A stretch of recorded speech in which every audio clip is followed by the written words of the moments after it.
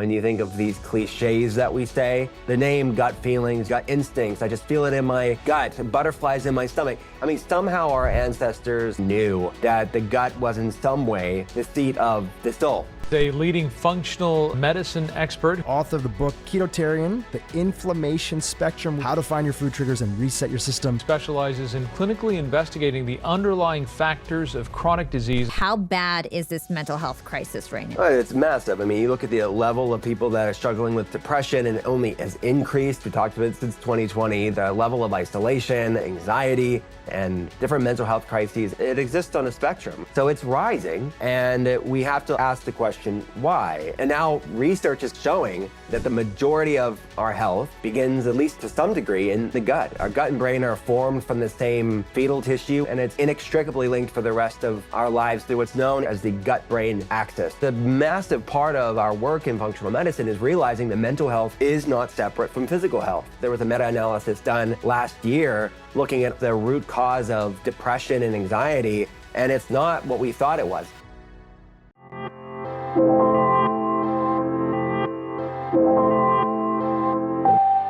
Young and profiters, I truly believe that health is wealth.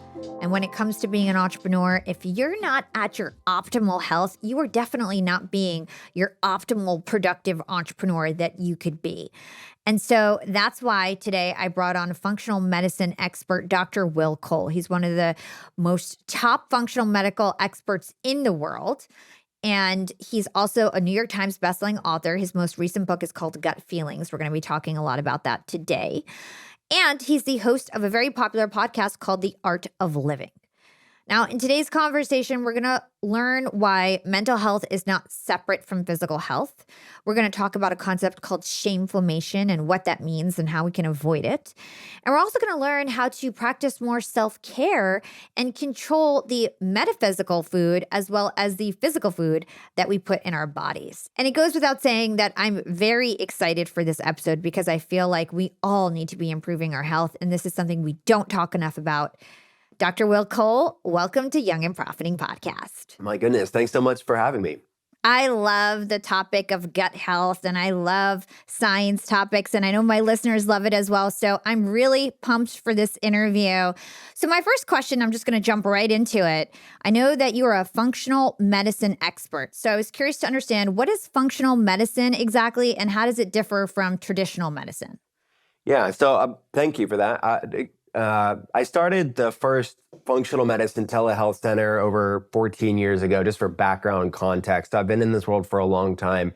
It's grown a lot. I mean, now the Cleveland Clinic has a functional medicine center. It's a lot more both and, not either or, which is, I believe, in my opinion, is how it should be, an integrative both and approach. But if I had to define it, number one, we interpret labs using a thinner reference range. So anybody that's listening to this or watching this right now, they will, if you have your labs, you know the number that you have on your lab, and then you're being compared to this reference range, this X to Y interval. Well, where do we get that reference range? It's based off of a statistical bell curve average of people who go to that lab. So that reference range will probably vary from lab to lab. It's non-standardized with a few exceptions. For the most part, it's based off of that bell curve. Who are people that typically go to labs? They're people that aren't feeling the best. That's why they're going to labs. So it's skewed towards not the healthiest group that you're being compared to. So there's a lot of people that intuitively know, hey, I know my body, something's off here, this fatigue, this weight gain, this digestive problem, this inflammatory problem, this mental health issue, whatever it is. They go to the doctor, and the doctor runs the basic labs, and the labs come back largely, quote unquote, normal. What that in essence means is they're just because, well, think about it like this, it's comparing yourself to people with health problems is no way for you to find out how you can feel your best. And just because something's common doesn't necessarily make it normal.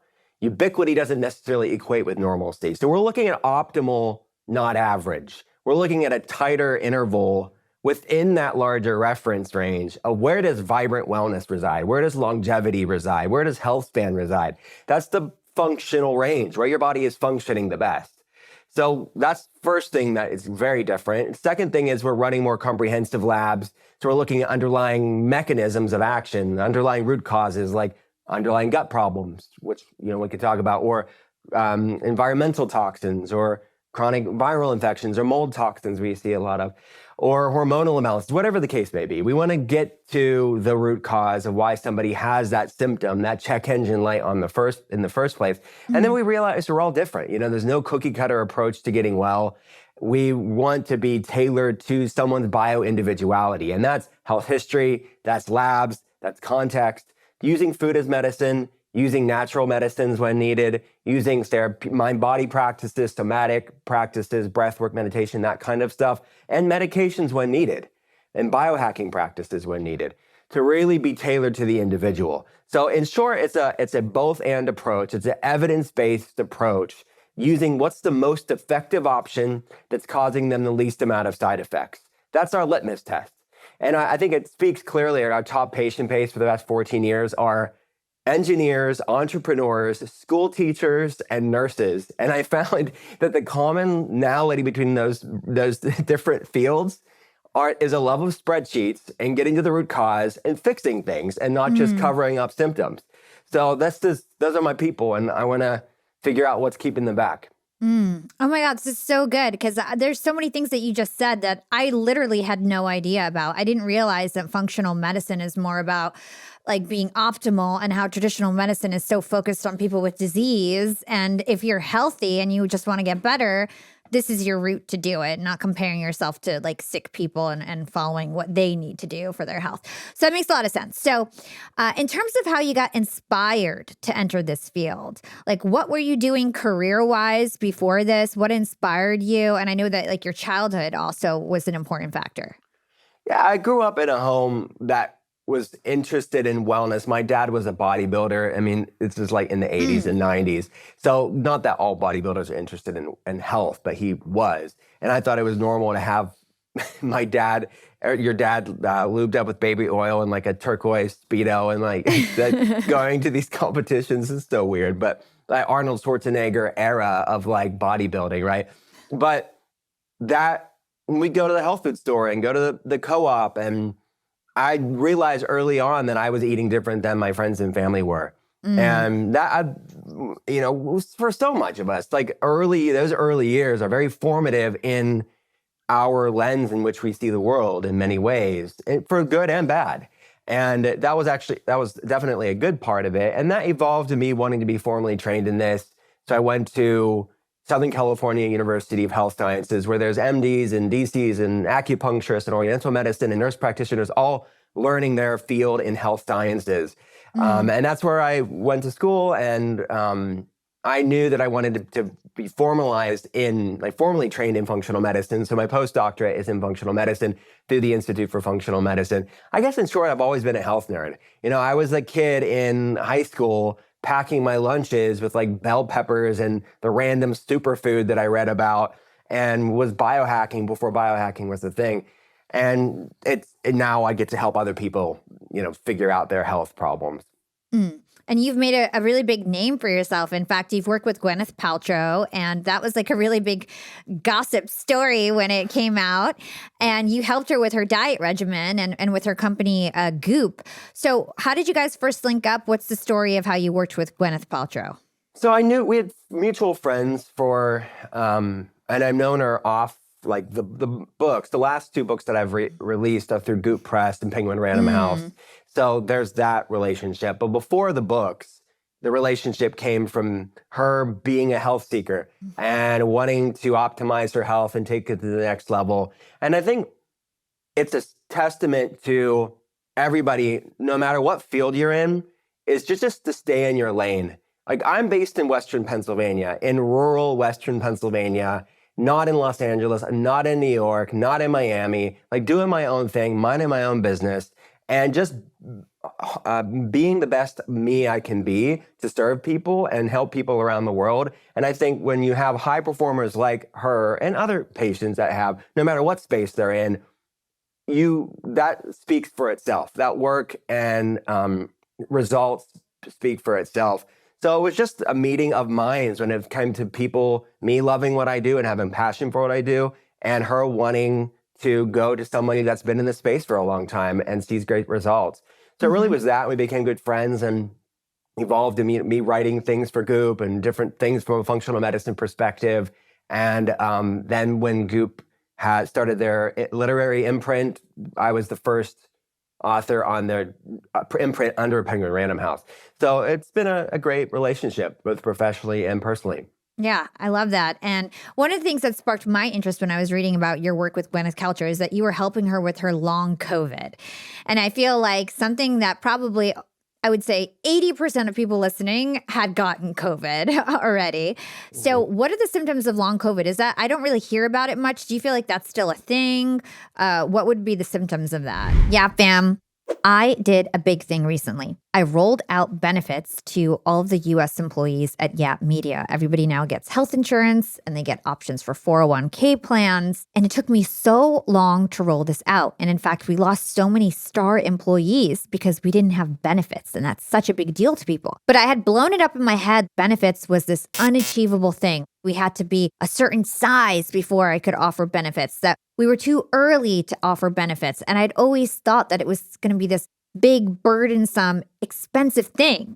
And turns out benefits are not that big of a deal. In fact, there's platforms like JustWorks that make it super plug and play for you to get benefits. And in fact, it's not that expensive. And the cost of benefits is actually split between the employer and the employee. And I didn't quite realize that. So I would have retained a lot of my superstar players in the early years had I had benefits. And now that I've found JustWorks, our HR processes have been a breeze. The other huge benefit of JustWorks is payroll. So in the past, we had many different disparate payroll systems. I had to have one for international and one for domestic. This was really clunky. And these systems tended to be super manual, where JustWorks is very automated and tech savvy. So we have our payroll on JustWorks now. We also have our benefits on JustWorks. We also have things like employee handbooks and information, as well as time tracking, which is super important for our remote employees. We need to have time tracking to make sure that everybody's productive. So JustWorks has basically rolled in all of our HR processes and systems into one tool, and it's made everything a breeze. JustWorks is a cloud-based platform that supports small business owners with simple, seamless solutions like integrated payroll, time tracking, and other HR functionalities. To do something like setting up payroll takes just 30 minutes. In as little as 2 business days, you'll be ready to pay your team through JustWorks. Even if you're on the move now, you can start on phone and continue on your desktop later. Don't miss your chance to get 1 month free by visiting justworks.com/profiting. Secure this limited time offer and start letting JustWorks run your payroll so you don't have to. Start your free month now at justworks.com/profiting. Again, that's justworks.com/profiting. Yeah, I mean, inflammatory problems are a thing, sadly. I mean, I think in that triggering, that exacerbation of inflammatory cascades in people's body can be COVID. It could be COVID for people, but it could be stress and trauma for the next person. It could be a viral issue, another viral issue for another person, or an underlying gut problem. So yeah, there was just, I think, since 2020, more conversations in the media around that. And it was a novel virus, so we didn't know how it would interact with certain people's bodies, and we still don't know everything. But I think it was just definitely got a lot of news. Because people were seeing these long hauler, long COVID symptoms, which we still do see clinically. So whether the news is paying attention to it or not, I guess is one thing. I'm not really following the news per se, but I will say clinically, we are seeing that in some people. Some people bounce back from COVID just fine. And for some people, there's these lingering symptoms. You heard for a while, people wouldn't get their taste back.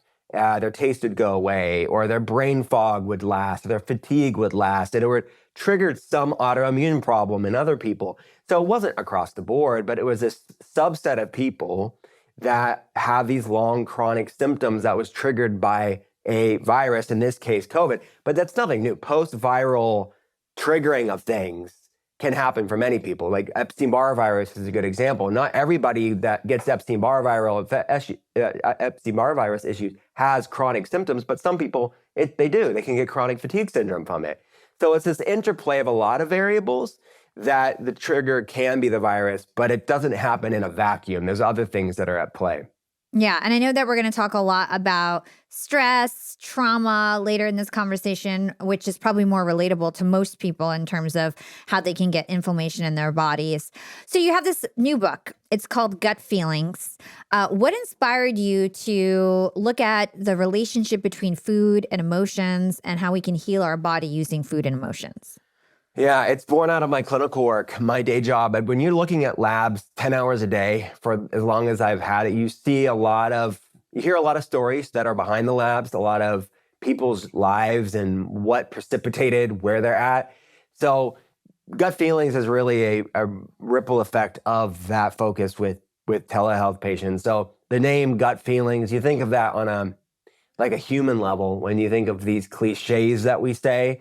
Part of the human lexicon of gut feelings, gut instincts. I just feel it in my gut, butterflies in my stomach. I mean, somehow our ancestors and just humanity knew that the gut was in some way the seat of the soul.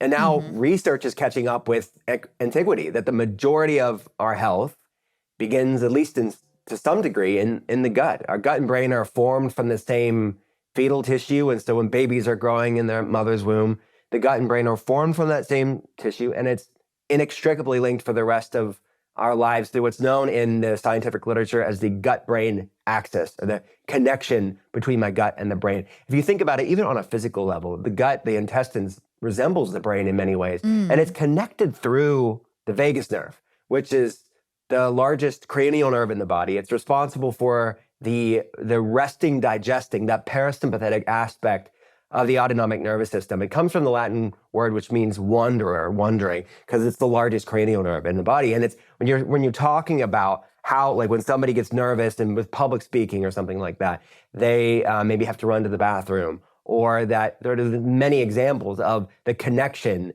with how's the crosstalk, this bidirectional relationship, how's my gut, my intestines impacting my brain, and vice versa, and vice versa. So it's gut feelings. We're looking at the physical stuff, the gut stuff, and the feelings, the mental, emotional, spiritual things that are impacting them. Because a massive part of our work in functional medicine is realizing that mental health is not separate from physical health. We like to relegate it in the West as like this abstract chemical imbalance, which the science is very clear. I mean, there was a meta-analysis done last year looking at all the research of what's the root cause of depression and anxiety. And it's not what we thought it was. It's not this chemical imbalance, but yet that's what's being pushed. And that's what most people believe. And it's impacting how they see themselves as inherently broken. They have this chemical imbalance. But now we know that's really not held up by science. There's a field of research called the cytokine model of cognitive function. Cytokines are pro-inflammatory cells. So the new science is showing that at least a component of it is how does inflammation impact how my brain works?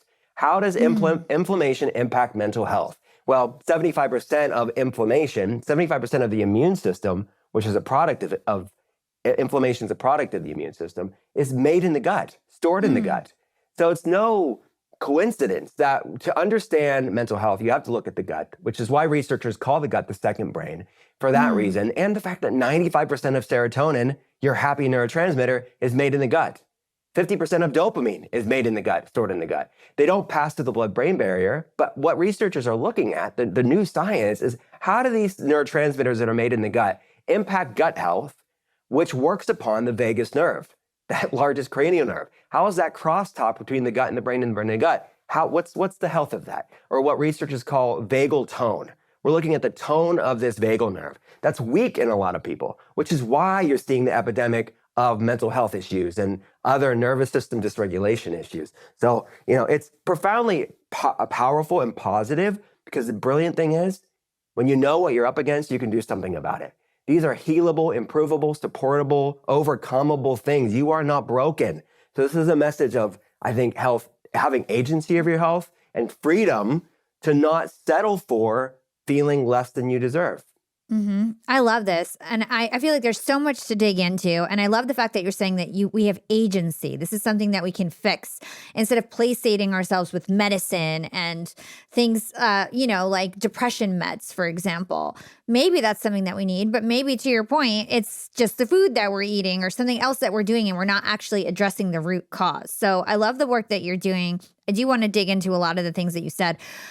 You briefly mentioned that we're having this mental health epidemic, right? So I would love for you to spend some time shedding some color on like how bad is this mental health crisis right now? It's massive. I mean, you look at the level of people that are struggling with depression, and it only has increased. We talked about it since 2020, the level of isolation and depression and different mental health crises, anxiety. But it exists on a spectrum. Right? I mean, it's background mental health issues, background anxiety, not having a zest for life. It can show it up in the form of things like fatigue, where you think you're just tired, but it's really depression showing up. And fatigue is part of that neuroinflammatory cycle that I talked about too.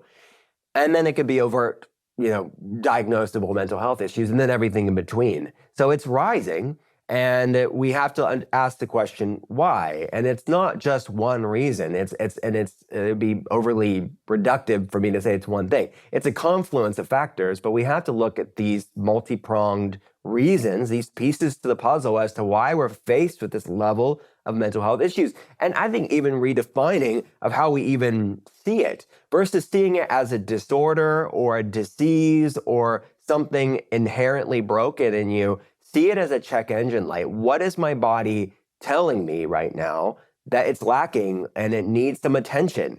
And really going inward, literally and metaphorically, of what's going on. What's my body trying to tell me? So having a gut and a feelings approach, a physical and a mental, emotional, spiritual approach allows us to get those answers and just start to heal.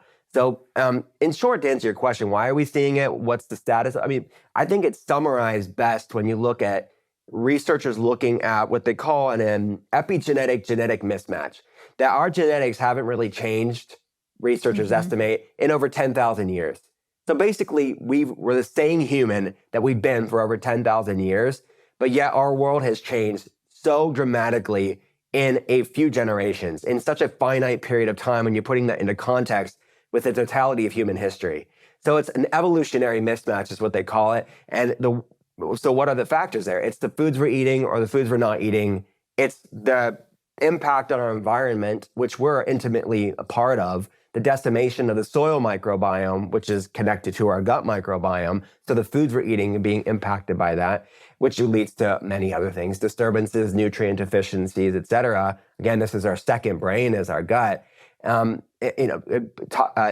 Technology, we have to look at technology's role, not as a demon that needs to be vilified, but something that we need to learn to live with in a more sane human way. And that's no one easy answer for that. But I mean, I work in telehealth. I love technology, but it's like, how do we harness the benefits of it? Like connecting with people around the world right now, wonderful blessing.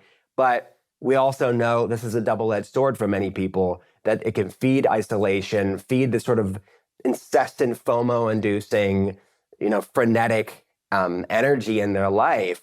And environmental toxins. We have to look at, I talked about the soil microbiome, but the air we're breathing, the water we're drinking, I mean, it's all playing a part of that. And then what we're doing to the food supply in many different ways. So it's all of these things, this perfect storm of variables that is triggering genetic predispositions that have been there and lying dormant for 10,000 years, but are being awoken like never before in human history because of this epigenetic genetic mismatch, this chasm between our DNA, which hasn't changed, and the world around us, this huge gap. Hey, Young and Profiters, let's talk about focus. When I started my LinkedIn Secrets Masterclass, I needed focus to create the best course possible. I didn't have time to worry about how to set up my website and collect payments, and that's why I set up my store on Shopify. Launching App Academy through Shopify was one of the best decisions I've ever made. We made nearly $500,000 so far, and since I sell a course, that's pretty much pure profit. Are you ready to be young and profiting too? Then launch your business with Shopify, the global commerce platform that helps you sell at every stage of your business, whether you're a side hustler, new entrepreneur, or rocking a multi-million-dollar business. And it doesn't matter if you're selling scented soap or a marketing masterclass like me. Shopify helps you sell anything everywhere, from their all-in-one e-commerce platform to their in-person POS system. And when it comes to e-commerce, Shopify turns online window shoppers into actual buyers with the internet's best converting checkout, We're talking 36% better on average compared to other platforms with features like abandoned cart campaigns, discount promo codes, and so much more. And fun fact, Shopify powers 10% of all e-commerce in the US, including huge brands like Thrive Cosmetics and Allbirds. In fact, I interviewed the CEO of Allbirds, Joey Zwillinger, on episode 255, and he told me when it came to their breakout success, it was all about focus. Joey constantly reminded his team that they were a product and marketing company first. Everything needed to come back to making the most comfortable shoe in the world. Allbirds was not an e-commerce business, so they didn't try to be. They leveraged Shopify like me to sell their shoes from day one. And in their very first month, they made over $1 million in sales through Shopify. And then once they were ready to go into retail, they leveraged Shopify's POS system to scale effortlessly. So take it from me and Joey, no matter your stage, no matter if it's online or in person, Shopify is always the right commerce platform for you. Because businesses that grow, grow with Shopify. Sign up for a $1 per month trial period at shopify.com/profiting, and that's all lowercase. Go to shopify.com/profiting now to grow your business no matter what stage you're in. That's shopify.com/profiting. Yeah, so it's like 10,000 years, our DNA has not changed, but in 10,000 years, our life has changed so significantly. It's like our bodies don't know how to react. We're still reacting like we're in the Stone Age, but we're not. So we've got to figure that out. I'm going to talk to you about that in more detail later. I do want to talk about the parasympathetic nervous system. You talked about the vagus nerve. That's basically the connection from the gut to the brain. From my understanding, that nervous system, parasympathetic nervous system, is controlling fight or flight. Can you just help us understand what the purpose of that is, why we need to regulate it and pay attention to that? Yeah.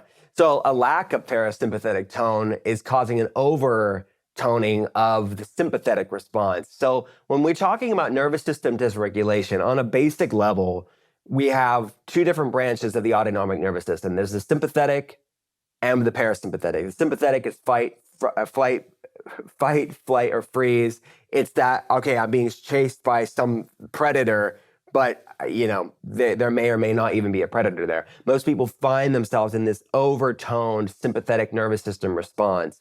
And the parasympathetic, that resting, digesting, hormone balance, anti-anxiety, like grounded state, is weak. So when we say nervous system dysregulation, that's what we mean. Poor vagal tone, which is the master regulator of the parasympathetic, that calming mechanism, and an overactivation of the sympathetic. So that's what dysregulation in part means.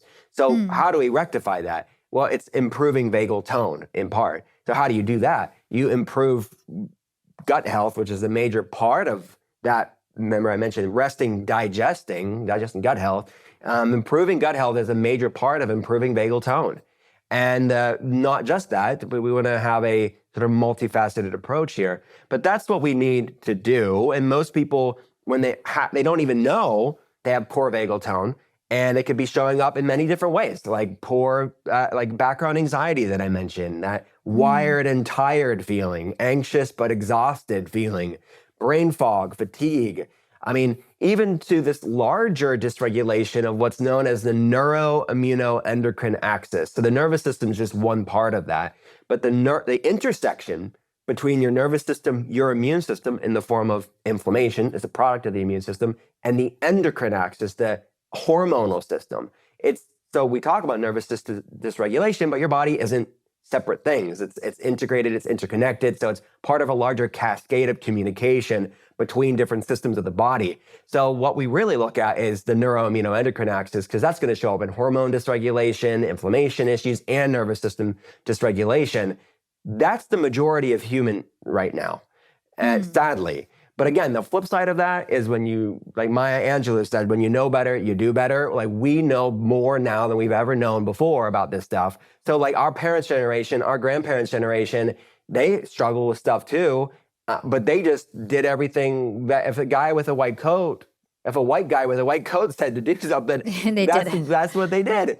But now it's like, no, we can be empowered on ourselves. We can, like long form conversations like we're having right now, the democratization and the decentralization of health information, that's amazing. That's a huge blessing, because now you have people being informed, and informed populace that's wanting to have agency over their health in a way that we've never had before. So while we're faced with so much as a society, we have more tools to do something about it. So I see it as overwhelmingly positive when people realize they have a choice in where their health is going. I had a conversation with the CEO of 23andMe, and it reminds me of my conversation with her, because she's basically taking a lot of public stuff and bringing it into a private company and enabling people to find out about their genetic health for the first time, which has sort of been like under wraps from the insurance companies in the past. And now she's able to, because she's a private company, she's able to get all this data and then distribute it to people. Whereas insurance companies, like I was saying, used to keep that information that could save lives under their belt because it's their own like kind of IP. So you were talking about a healthy gut. And I know a big part of a healthy gut is having good balance with the microbes and bacteria in your gut. So can you talk to us about how a healthy gut functions in relation to the bacteria that's in the gut? Yeah. So, and let's talk about real fast about 23andMe. We use 23andMe data on every patient too. Like what they're doing over there is so cool.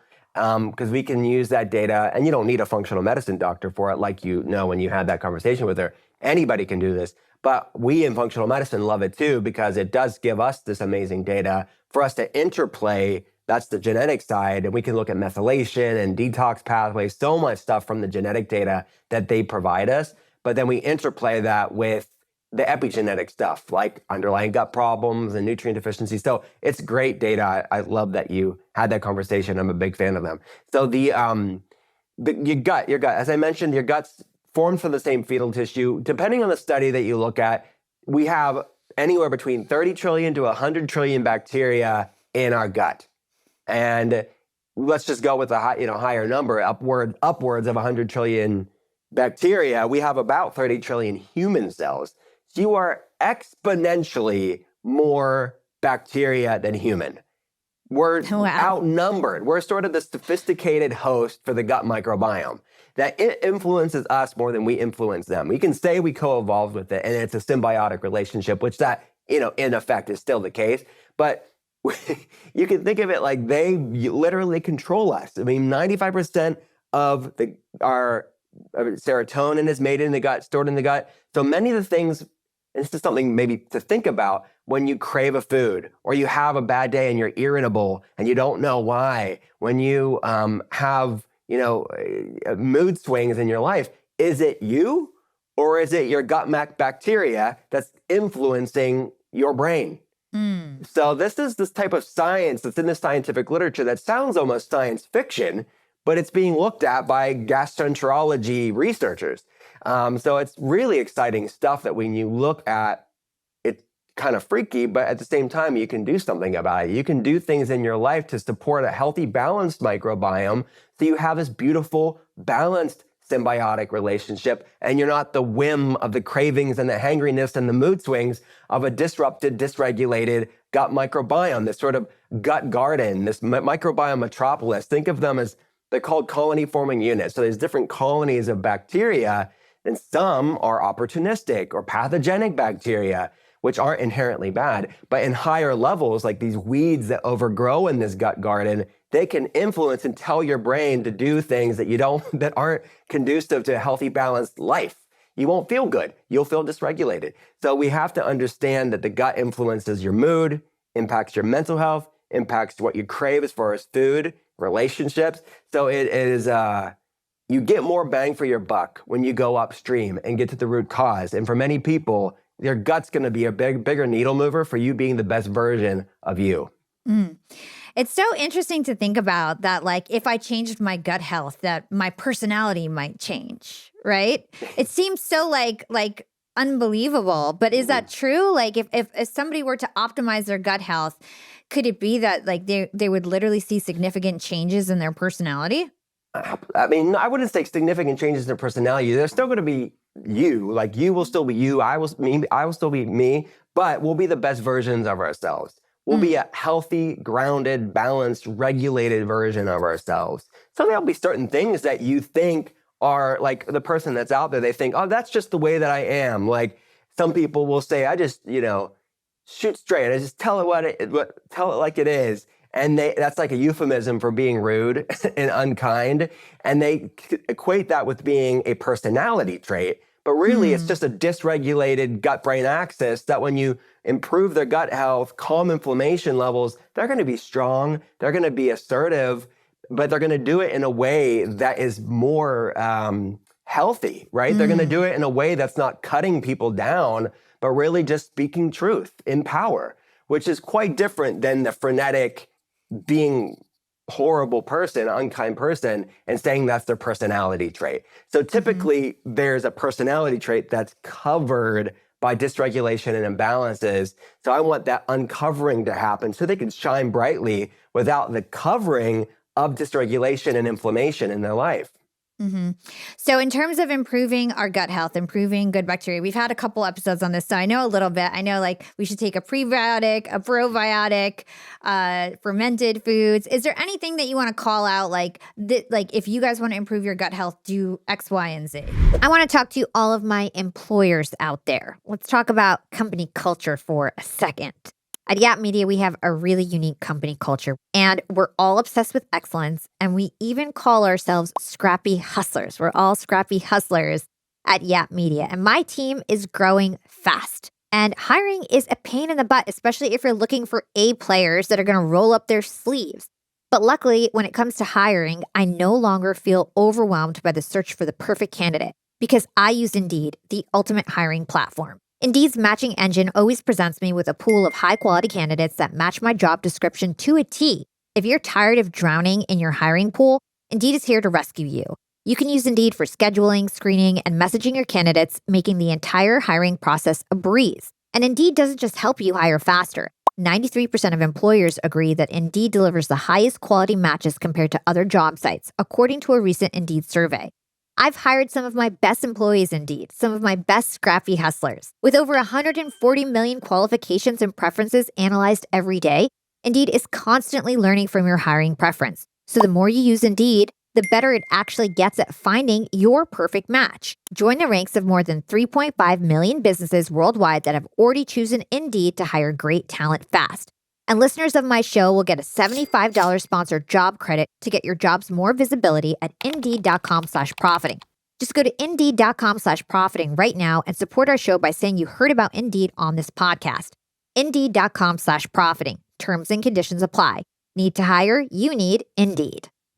Yeah, well, it starts with food, right? I think the prebiotic, probiotic, postbiotics, we could talk about that, these end products of bacterial fermentation. The science is really interesting around that. It starts with food.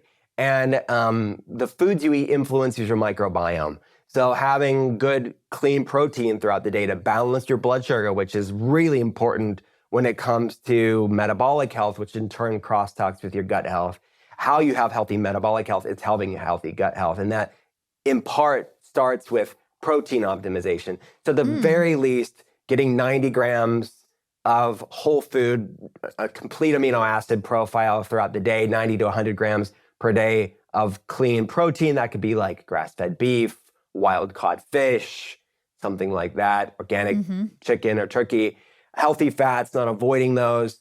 For the healthy fat content, we know that the brain is 60% fat, 25% of all your body's cholesterol is in your brain too. So things like avocado, again, fatty fish, sardines, anchovies, olives are another good source, extra virgin olive oil, not just for the fat content, but the polyphenol antioxidant compound, which acts as prebiotics for your gut microbiome, which is food for all the bacteria in our gut. You mentioned fermented foods. I think probiotic-rich foods are a great tool as well. There's a few postbiotics that, because of what we've done to our gut microbiome, it can really, even if we eat healthy foods, we're not going to produce these postbiotics, which are typically fermented, made by the gut. So you can get it from having antioxidant-rich foods like pomegranates, for example, and bringing in more fruits and things like that into your diet. But some of us don't have the proper amounts of good bacteria to produce these postbiotics. So there's, in supplement form, that you can supplement with something called urolithin A, which is a postbiotic that your gut's going to make some of that if you have the right bacteria, but you can get these therapeutic levels from a supplement form. It comes in powder or capsules. One's called, it's called urolithin A is a type of postbiotic. I like other short chain fatty acids, which are also products of bacterial fermentation, like supplementing with butyrate. I think spore-based probiotics are another great source because you're getting them from soil. I mentioned that sort of symbiotic relationship we have with the soil microbiome. Well, we've really messed up the soil microbiome because of modern ag, big ag. So we can supplement and replace what our ancestors would have just got from just living their life, and be strategic with that. And, I'm a fan of soups and stews. So a lot of people have a lot of disrupted guts. So this isn't anything new, but it's remembering what our ancestors taught us. When you look at Ayurvedic medicine, traditional Chinese medicine, a lot of traditional medicines around the world, they even the cliche of like chicken soup when someone's sick, it's not the noodles that's the therapeutic part of this. It's the broth, it's the vegetables that are cooked down and easy to digest. It's the protein that's cooked down and easy to digest. So going on like a souping and brothing protocol can be wonderfully restorative to a stressed out, dysregulated, inflamed gut. So I think those are some good tips to start with. I think that's a good place to start. Really, really good tips. Almost overwhelming, to be honest. Like there's so much going on. So I'll get more to that in a bit because I do want to cover other things. Let's talk about shameflammation. I love this word. I saw that. It's really fun to say. It's a big concept that you have in your book, Gut Feelings. So what is shameflammation? So it's a made up word. I appreciate that. As I mentioned, that one of our top patient bases are teachers. So I have like a teacher mind in that way where I'm like I'll wake up in the middle of the night and think, oh, that's a good way of communicating whatever science that I'm trying to talk about. I see it played out in labs all the time. And you look at somebody that has a few different things. We have them fill out what's called an ACE questionnaire, which is used in conventional medicine. It's used in the mental health psychiatry space. It's used in functional medicine. So it stands for adverse childhood events or experiences. So it's looking at really heavy stuff like sexual trauma growing up as a child, physical abuse growing up, neglect growing up, just lots of really heavy things like that. And the research is clear that the higher your ACE score, it's a component, it's increasing the likelihood to having different health issues growing on, and how trauma can be literally stored in the body, impacting, amongst other things, methylation, the way that neurotransmitters are expressed, the way that inflammation is expressed in the body, different signaling pathways in the body. So different autoimmune problems are linked to trauma, mental health issues, metabolic issues, even trouble losing weight. It can be linked in the research and is linked in the research to these early childhood traumas. And then just beyond childhood, it's a cumulative experiences we have over the course of our life when it comes to mental emotional impact on our physiology. So shameflammation is just my way of showing how do things like shame, emotional concepts like shame and emotions like shame and things that cause shame, like unresolved childhood trauma and chronic stress. When someone's stressed out, they're maybe snapping at their loved ones because they're just overburdened, they're burnt out. Maybe they're not getting the sleep. It's messing up their sleep, so they're very exhausted there, and they're just not the best versions of themselves. They're not present with their loved ones. They're not making good food choices because they're stress eating. There's a lot of shame spirals when it comes to current chronic stress, especially for entrepreneurs. So we have to look at both past things, childhood trauma, and current chronic stress and how it's impacting shame. Cumulatively, how does things like shame impact our biochemistry, i.e. inflammation? The research is clear that people that have these high shame scores and high stress scores have higher inflammation levels.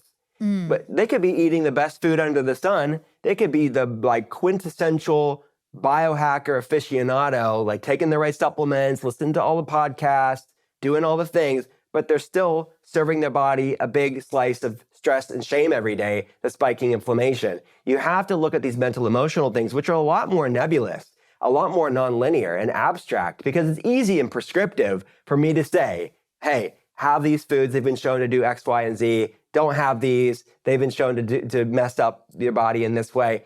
It's cut and dried. It is a lot more complex to unpack. Don't have don't have that stress, don't have that shame. It doesn't work like that. You have to really give people like the tools, but then it takes time. Sometimes it's never ending to really unpack these things. But the beautiful things, you don't have to be perfect. You don't have to have it all figured out. You can start moving your biochemistry in a positive way in the here and now. And that's the brilliant part of this shameflammation topic, is when you start bringing practices like self-compassion, which I talk about in the book. The science around self-compassion is powerful. People that practice self-compassion have lower inflammation scores. How do you practice self-compassion? Well, we teach it, but it's just starting to talk to yourself like you would talk to a friend, and start healing your relationship with yourself, which does not happen overnight, but it's powerful what the body can do when you just give it a little bit of a reprieve from this constant inner voice that's judging and shaming and obsessing. So there should be a grace and lightness to this topic, and I want to teach people how to do that. We do it with telehealth patients, but I got to do it in book form with gut feelings. Yeah. I love this. I feel like this is such important information. And one of my favorite quotes from your books is, thoughts and emotions are like nutrients for your head, heart, and soul. And unfortunately, many of us have been feeding ourselves junk food for a long, long time. So basically, we can think of thoughts and our feelings, and these feelings of shame, which you've identified as like one of the worst feelings that we can have, which is why you labeled it shameflammation. It's the most negatively impactful to our health. So my question is about that. Like, why is shame so much worse than the other emotions? Or why do you feel that way? Well, it's for some people, it may be the worst. And I think there's compelling research to show it's connected to so many spirals. I think it's hard for people to get their head above that proverbial water when they're struggling with shame. They don't feel like they're worthy. And the statistics are clear. I mean, the majority of people are struggling with some level of unworthiness. Like, they're not worthy of making good decisions when it comes to their food, right? And they just have, like, the analogy that I use in the book is like, look at how somebody with like a 1993 like beat up Chevy, like, how are they going to park their car and treat the car and wash their car and fuel their car versus like a high-end like Lamborghini or something like that? Like, how do we see ourselves? And most of us won't come out and say, I see myself like that old jalopy, but they, in effect, because of their programming growing up, because of decisions, because of some cumulative factors, that's how they see themselves to varying degrees. And instead of it being behavior modification, which is some of that, of just like showing up and doing something when you don't want to do it, yes, I get that to a certain level, and just your why has to be bigger than excuses. That's 100% the truth. But it's also paired with a paradigm shift on a perspective in which you see yourself. And when you see yourself as a worthy creation that's valuable and lovable and not inherently broken, and you're worthy of love and wellness, how does it inform the foods that you pick? How does it inform how you move your body? How does it inform healthy boundaries with other people, but also healthy boundaries with yourself? Healthy boundaries with foods that don't love you back? Healthy boundaries with alcohol that doesn't love you back? How is that going to impact your life? So it's that paradigm shift of this, what I call in the book food peace, but it's more than food peace. It's like body peace, like healing your relationship with food in your body. It is profound, because then it's not so much about gritting your teeth and doing the next diet and being, high willpower and that at all. It's about a natural ripple effect of knowing your worth. And like I say in the book, is you can't heal a body you hate. You cannot shame your way into wellness. You cannot obsess your way into health. You can try, but it's gonna be an uphill battle. It'll be a coasting of grace and lightness when you realize the intrinsic value you have. So that's the paradigm shift that I've seen be a big aha moment and a click for patients that I wanted to share with people in the book. So smart. And it makes total sense. It's like, once we are like figuring out like how to love ourselves, like you said, we'll treat our bodies like a lot better. Like it's like our temple, right? So we've been talking a lot about this metaphysical food, thoughts, feelings, but how about real food? What should we be eating, and what should we avoid to prevent things like inflammation and improve our gut-brain health? Yeah. So you're right. There's things like self-compassion and breath work and meditation, gratitude practice, and the science around these things that can be a little like woo-woo sounding. They have a lot of really concrete science around it and data around it. And I call them metaphysical meals. We have to realize that it's not just about what we're feeding our body with breakfast, lunch, and dinner. Like, what are we feeding our head and our heart on a daily basis with these nebulous things that can seem like they're not big influencers, but they really are, and they'll influence the foods we pick, as I mentioned earlier. So the practical, like the actual physical side of breakfast, lunch, and dinner, which impacts our mood too. Well, let's look at protein, fats, and carbs. I mean, every food is going to be a mixture of those macronutrients, and we need to optimize those macronutrients. So I mentioned protein earlier. I mentioned healthy fats. Carbs are another thing that shouldn't be feared. They're really helpful for gut microbiome diversity when you talk about fiber-rich fruits and vegetables. If you have a stressed out gut, if you're having digestive problems, try cooking them, as I mentioned, soups and stews, and getting your fiber-rich vegetables that way. And even fruits, like you can cook fruits down to like a compote, like kind of like an inside of a pie without the pie part. But don't be afraid of fiber-rich whole foods that are carbs, i.e. starchy vegetables, sweet potatoes, parsnips, yams, squashes, that kind of stuff, and fruits. So those are all really good. What I want people to focus on is nutrient density, bioavailable nutrient density. And it's going to be a combination of those protein, fats, and carbs that I mentioned. I think that the foods that are most likely to be disruptive to most people's gut immune axis, impacting their microbiome mood axis, are going to be things like what I call the inflammatory core four. And it's not a moral indictment. It's not that you're a bad person if somebody chooses to eat this. I want them to have informed consent. And to have informed consent on foods, you have to, know both sides of it.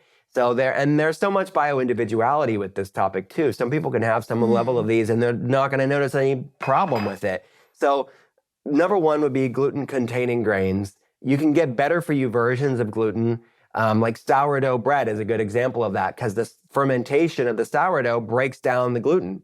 So decreasing that epigenetic genetic mismatch, our ancestors would have soaked and sprouted these grains to make them more digestible. And on top of that, what we sprayed on the grains, and that's like a different topic, but like, is it what the grain or is what we've done to the grain? And I think it's a multifaceted conversation. But looking at mainly wheat and its bleached, refined version of it, the modern Westerner is having. Number two would be industrial seed oils, things like vegetable oil, corn oil, soybean oil, canola oil. These things are, the modern Western diet is so excessive in omega-6. It's not that those things are inherently bad per se. There are better versions of organic seed oils and things like that. But the modern Western diet, their polyunsaturated fatty acid ratios are so out of balance compared to human history. So we're eating so much omega-6 and not enough of omega-3s. So I would say up your omega-3s, which things like wild-caught fish, fatty fish, grass-fed beef, and less of those pro-omega-6 oils would be beneficial to the average American out there, or average Westerner. Next would be added sugar, which most people know that, being mindful of that. But even the nicer sounding euphemisms for sugar, like look at the grams of added sugar on the label, like things like agave nectar. It sounds so nice. It's like the greenwashing of sugar, because it's like they squeezed this agave and poured it in the cup for you. It's highly refined. It's higher in fructose. Not that that's overtly like a demon, but it just should be limited and not have an excess, And it can, just because something's looking healthy on a label doesn't mean you should be having copious amounts of it.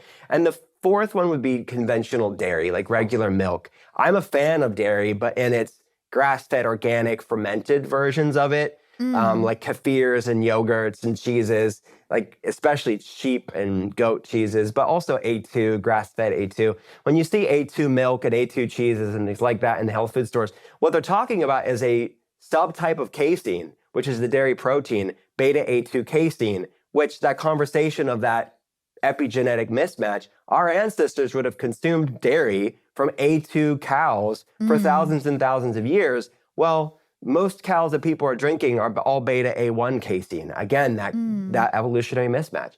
So it's triggering all these food sensitivities because we're not having what our microbiome has evolved with. So we have to go back to the OG casein, which is the A2 milk. And the fermenting makes it even better when it's cheeses and yogurts and kefir. So those are some things to focus on.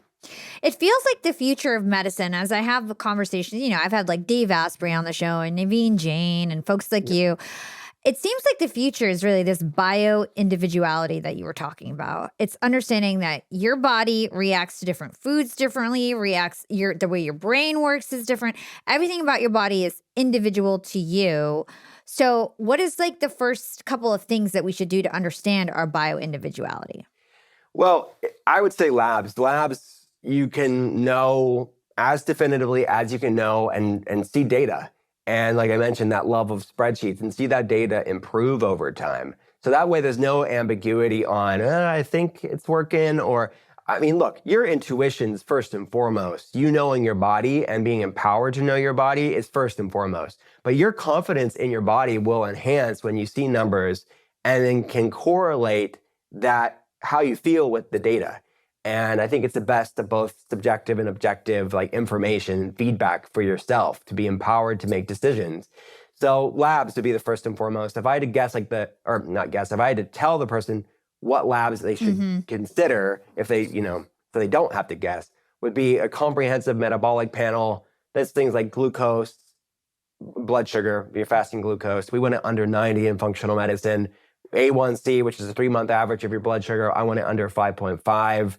I want to look at liver enzymes like AST, ALT. The body's going to start storing glucose as high triglycerides. It's going to convert your blood sugar into circulating fat or triglycerides. So we want to make sure triglycerides are not above 100. And it's sort of the Paul Revere of metabolic disorders is triglycerides above 100, saying diabetes is coming if you don't do something about it. And high liver enzymes, AST and ALT, you'll see that spiked as well as fatty liver disease. A shocking 93%, it's estimated 93% of the United States has a massive metabolic problem. They're somewhere on this insulin-resistant inflammation spectrum. So you can do something about it. You don't have to settle for that. And that doubles your risk of mental health issues and anxiety, depression, so many different things. So looking at your metabolic panel, looking at inflammation levels, the more like gold standard tests in science is high sensitivity C-reactive protein. The American Heart Association, the CDC have these ranges that we use too in functional medicine. We want high HSCRP, this inflammation marker, to be under 1. Homocysteine is an inflammatory marker too. Research shows that even subtly high homocysteine levels is linked to increased blood-brain barrier permeability or neuroinflammation. As somebody can have leaky gut syndrome, things are creating inflammation systemically because of their gut. They can have leaky brain syndrome, which is the general term for it, but it's increased blood-brain barrier permeability. Again, empowering you. You can do something about it. You can reverse this. You can optimize it. You don't have to settle for it. It's not a quick fix, but it's one thing. Your body is capable of so much healing capacity when you give it the chance to do so. So looking at homocysteine levels, looking at nutrients like iron deficiencies, I see it so commonly low, especially in women. And it's such an underlying cause of fatigue and depression and hair loss. Like you want to make your ferritin is stored iron. I want ferritin to be in the optimal zone. It's around 80 for women. I see serum iron and ferritin low all the time. And you can do something about it. But then ask, well, why is their iron low in the first place? Gut health could be a part of that. Heavy bleeding with their period can be a part of that. So that could be a hormonal imbalance, and we have to look at hormones. So those are some things to start with. Other nutrients I just want to say real fast would be magnesium. Magnesium deficiency is ubiquitous. Running a magnesium RBC test. Your nervous system needs it. Your mood needs it. Your brain needs it. So anybody that's looking for focus, cognitive performance, look at magnesium levels as well. And vitamin D. Let me mention vitamin D. Vitamin D, 60 to 80. We want it on labs.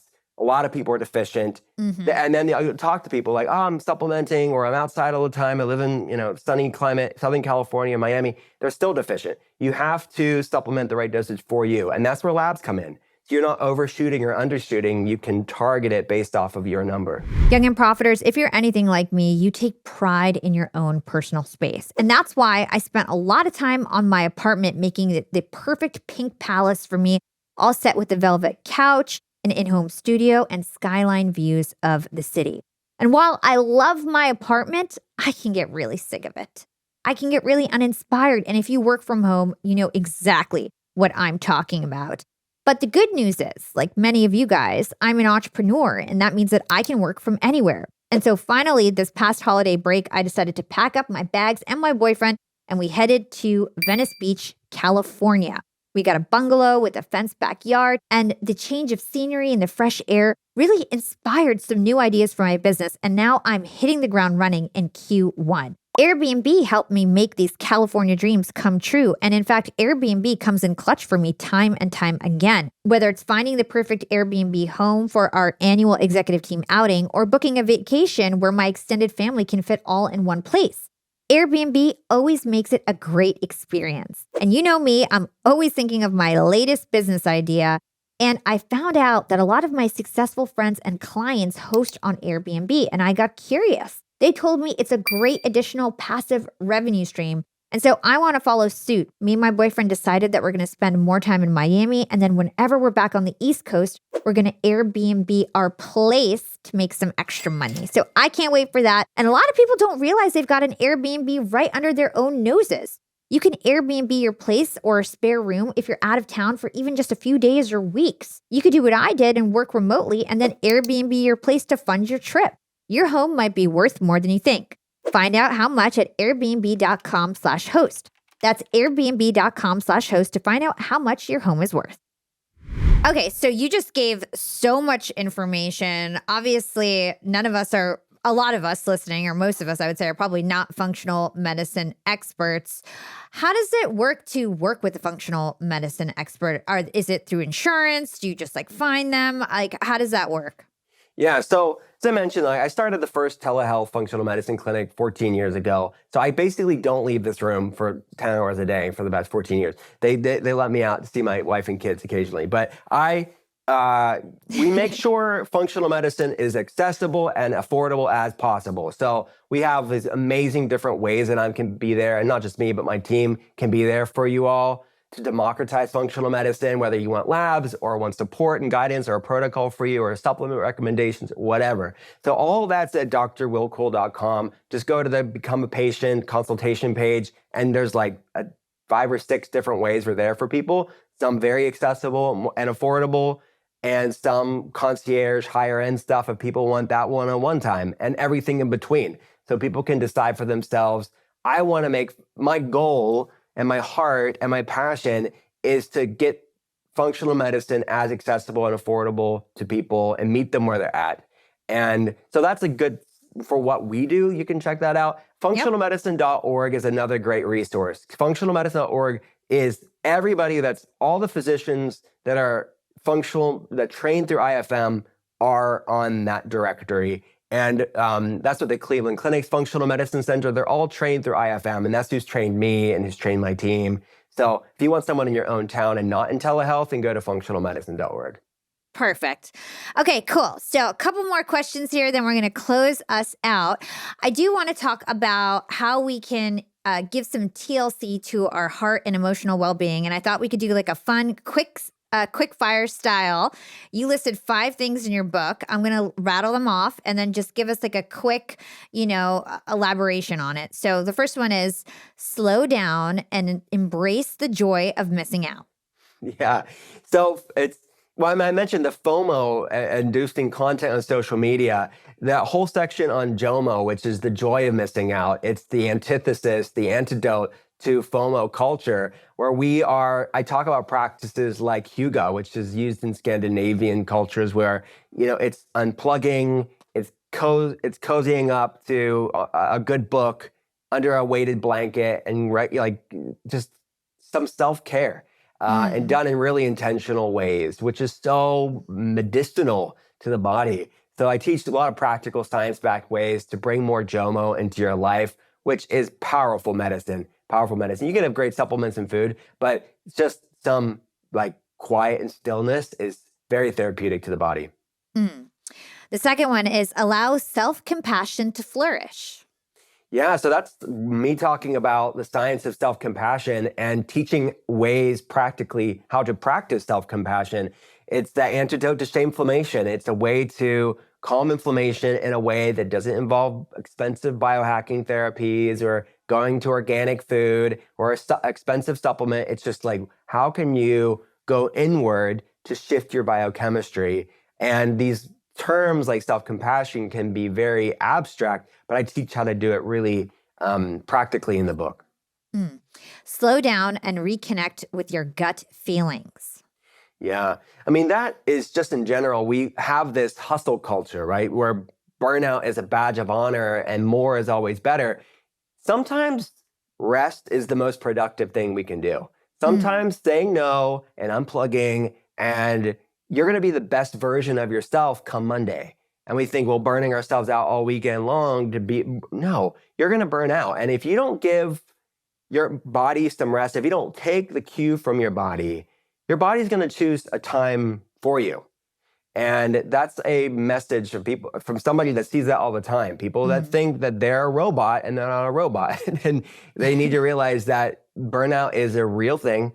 And you have to pause and rest and find these acts of stillness to calm that sympathetic for a little bit, increase that parasympathetic for a little bit, so you can be the most effective, high-performing entrepreneur you can be. The next one is really personal to me because I feel like I'm really good at all the other stuff, but this one is really one I should work on: healthy boundaries and healthy social connections. Yeah. So, I mean, it's right. We live in a weird time, right? Social media, I mean, this is not a human thing predating social media, but I think social media amplify all of this stuff. And people say things on social media they would never say to your face.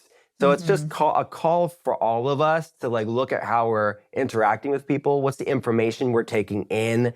What is the highlight reel we're looking at? And we're so flippant with our words sometimes on social media, especially. So I talk a lot about relationship with technology and what that looks like to cultivate that JOMO lifestyle that I mentioned earlier. But the ultimate relationship that you need to be mindful of when it comes to healthy boundaries is healthy boundaries with yourself. Back to that earlier statement I said around food and even alcohol, the core four, I mentioned the food part, but the +1 to the core four would be alcohol and people's relationship with that.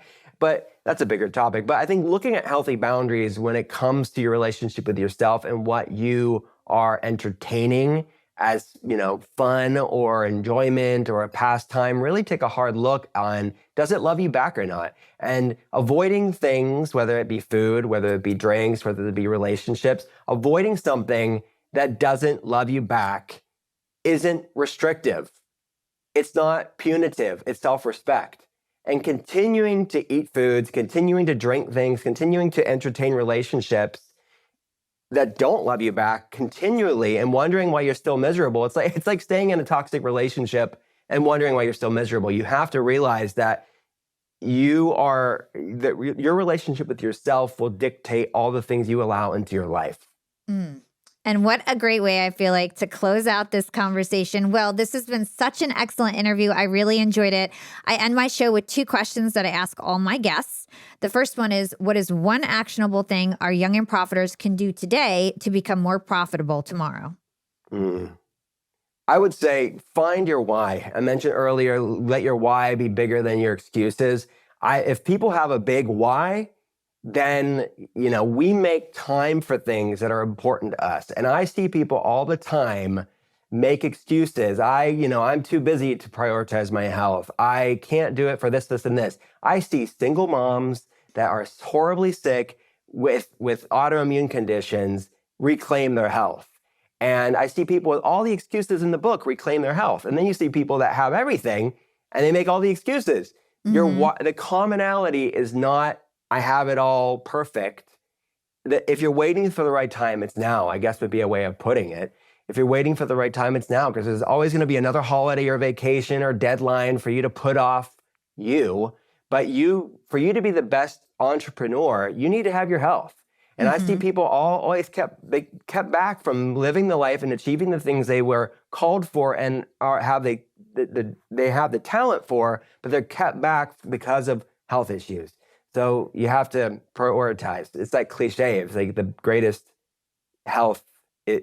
wealth is health. Yeah, it's so true. And I see a lot of entrepreneurs in the beginning, it does take a lot of time to get your company off the ground. But if you want to take it to the next level, like that's where I'm at. It's been like 4 years of being an entrepreneur. Now I'm like, how do I improve myself? How do I improve my mental health, my physical health? That's how you get to the actual next level. So I'm focusing on that. Okay, my last question, and this can go beyond what we talked about today. What is your secret to profiting in life? Wow. That's deep. But I mean, I would say this is one thing that serves me well, that I think would be good no matter what space you're in, is seeing every interaction as a divine appointment. That person that you think isn't going to quote unquote serve you, we think of just constantly these relationships are transactional in your day. But instead of seeing that as not how big or how small that person may be to you in your career or what you can get out of it, but just saying, even meeting the mailman or the mail person that comes in, how are you going to treat them? How can you see every interaction you have, even if it's the person passing you in the street, as a divine intervention? What is brought to you in that moment that you can maybe shed some light in their life? We're all part of the same ecosystem. So when you start living like that, the mundane can become magical and life is so much more enjoyable. But things that you may have shut yourself out from because you're so focused on the future instead of the here and now, you'll start a lot more magic and synchronicity and synergy will happen when you root yourself in the present moment. And that starts with how we treat ourselves, but also other people. Oh my gosh, I love that so much. Will, where can everybody learn more about you and everything that you do? Everything is at drwillcole.com. I have a podcast. It's called The Art of Being Well, where we talk about all this stuff. And what else? Instagram at Dr. Will Cole, all those places that people are at. Amazing. I'll stick all of those links in the show notes. And thank you so much for joining us on Young and Profiting Podcast. Thank you.